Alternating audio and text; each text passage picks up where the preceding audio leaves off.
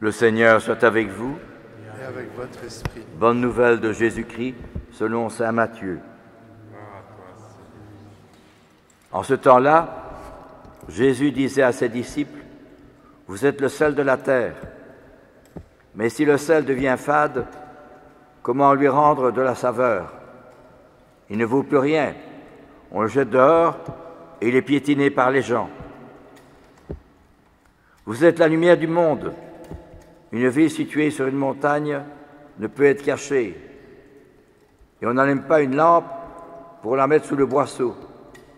Mais on la met sur le lampadaire et elle brille pour tous ceux qui sont dans la maison. De même que votre lumière brille devant les hommes, alors voyant ce que vous faites de bien, ils rendront gloire à votre Père qui est aux cieux. Acclamons la parole de Dieu. Louange à toi, Seigneur Jésus. Vous êtes le sel de la terre, vous êtes la lumière du monde. Que veulent dire ces paroles?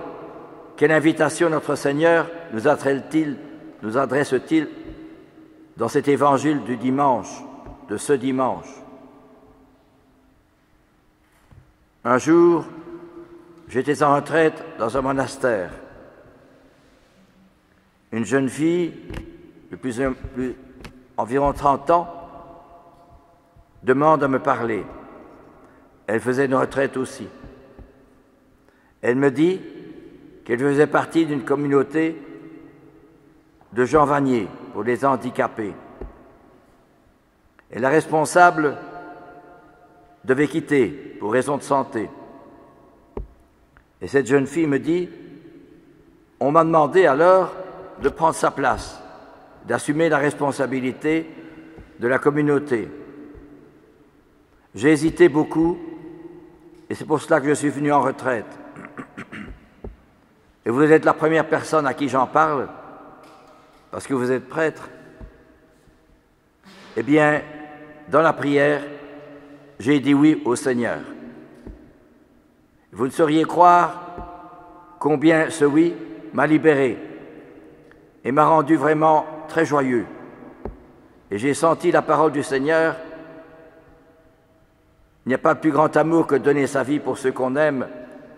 Vous êtes le sel de la terre, vous êtes la lumière du monde. Et elle me dit, trop souvent, on juge la valeur de nos activités, de nos engagements en fonction du résultat, de l'efficacité, de la rentabilité, de la productivité. Mais le bon Dieu, me disait-elle, juge les choses tout autrement, à partir de l'amour que nous portons pour lui et aux autres dans nos activités, dans chacune de nos actions. J'ai été là à écouter merveilleusement cette jeune fille qui me disait cela avec beaucoup de foi, beaucoup d'humilité et beaucoup de joie. C'était le printemps, les fleurs commençaient à éclore et ça m'a beaucoup touché, cet événement-là. Eh bien, je pense que c'est un peu cela que notre Seigneur vient nous dire. Vous êtes la lumière du monde, vous êtes le sel de la terre. Non pas comme le monde le voit, dans le résultat, l'efficacité, le rendement. Et nous avons toujours tendance à juger de la valeur de nos actions en fonction du résultat. Et certes, il faut un résultat, il faut une efficacité, c'est évident. Mais le bon Dieu juge les choses autrement. Il les voit à partir de l'amour. Parce qu'il n'y a que l'amour qui peut construire l'homme, et pas l'orgueil, pas l'esprit de domination, pas l'esprit de classe, pas l'esprit de jugement, de critique. Eh bien, justement, cette jeune fille qui avait plus de 30 ans m'a fait beaucoup de bien.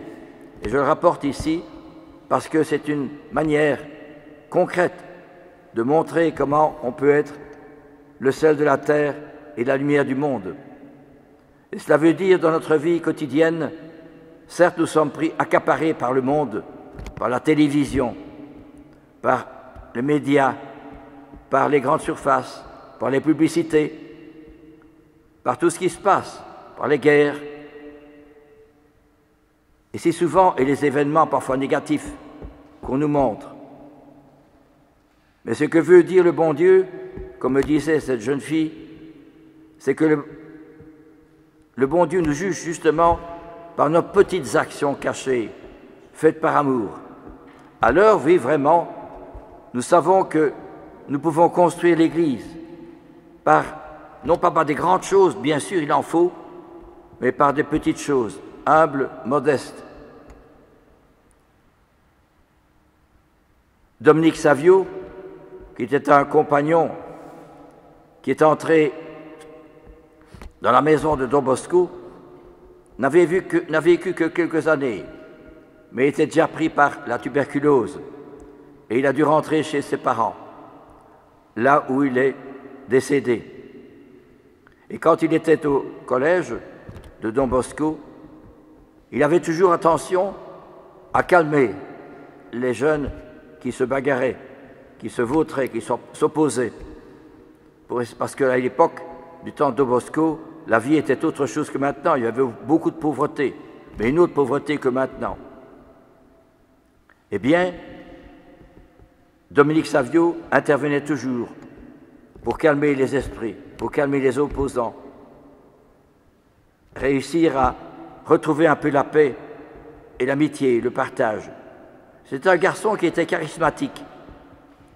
Et quand il a la fin de sa vie, qu'il était atteint par la tuberculose, ses parents étaient désolés, ne savaient pas comment pouvoir remonter leur tristesse. Et alors, Dominique Savio disait, mais non, ne vous tracassez pas, je vais revoir Jésus. Pourquoi être triste? Et alors, à un moment donné, Dominique Savio se redresse sur son séant et dit à son papa et à sa maman, « Oh, que c'est beau ce que je vois, que c'est beau, quelle belle lumière, comme c'est beau, comme c'est magnifique. » Et puis il s'endort dans la mort.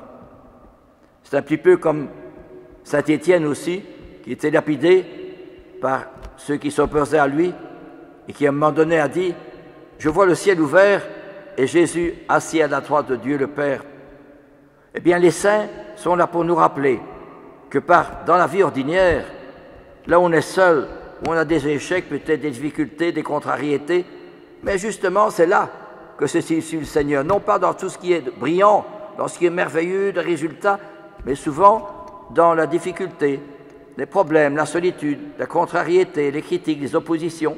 C'est là que se trouve Jésus.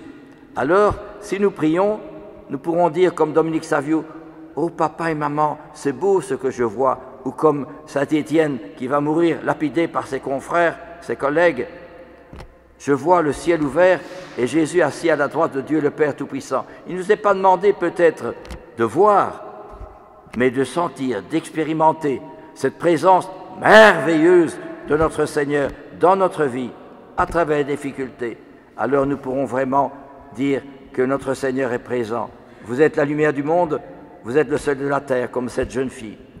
Je me souviens qu'au milieu de tant de jeunes que j'avais accueillis, dans des difficultés, des problèmes, des levées de nuit, des contrariétés, des violences parfois, où la police venait, etc., eh bien j'étais en train de prier à la chapelle du foyer. Et j'ai trouvé beaucoup de grâce, beaucoup de lumière, beaucoup d'espérance, beaucoup d'amour que le bon Dieu m'a donné. Le bon Dieu m'a dit, cette place que tu as, c'est ma place. Et sois heureux, car je suis avec toi. Ça, c'était formidable. Beaucoup plus que bien sûr qu'il faut des cérémonies belles, magnifiques, des beaux chants, c'est sûr. Mais c'est au cœur même de la souffrance, au cœur même de la solitude, au cœur même du rejet que le Christ se présente et que nous pouvions redécouvrir ce merveilleux regard échangé entre Jésus et moi, au sein même de la difficulté, des problèmes, de la solitude, qui fera des merveilles et qui suscitera à Jésus une multitude d'autres fleurs. Vous êtes le sel de la terre, vous êtes la lumière du monde. Il suffit de croire, il suffit de prier, d'avoir l'espérance, d'avoir la foi. Alors nous pouvons retrouver véritablement cette présence merveilleuse de Jésus à l'intime de nous-mêmes. Et il y a de belles choses qui se passent, vraiment des petits miracles, des merveilles qui se passent, qui sont les merveilles du bon Dieu.